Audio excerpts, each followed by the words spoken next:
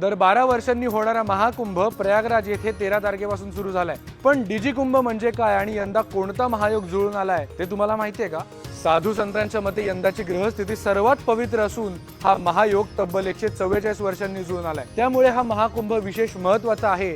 तसंच परंपरेला विज्ञानाची जोड देत महाकुंभसाठीच्या मैदानात 2750 पेक्षाही जास्त सीसीटीव्ही कॅमेरे बसवले गेले आहेत। याशिवाय 108 कॅमेरे वाहनांच्या नंबर प्लेट ओळखण्यासाठी तर 268 AI व्हिडिओ कॅमेरे गर्दीच्या हालचालींवर लक्ष ठेवण्यासाठी बसवले गेले आहेत।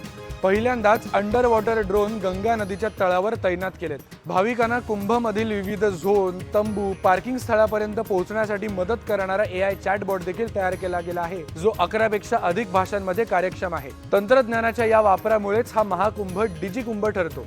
तर प्रयागराज शिवाय अजून कुठे कुठे कुंभमेळा होतो ते आम्हाला कमेंटमध्ये नक्की सांगा आणि आपल्या जबरी खबरी या चॅनलला नक्की सबस्क्राइब करा, लाईक करा, शेअर करा। धन्यवाद।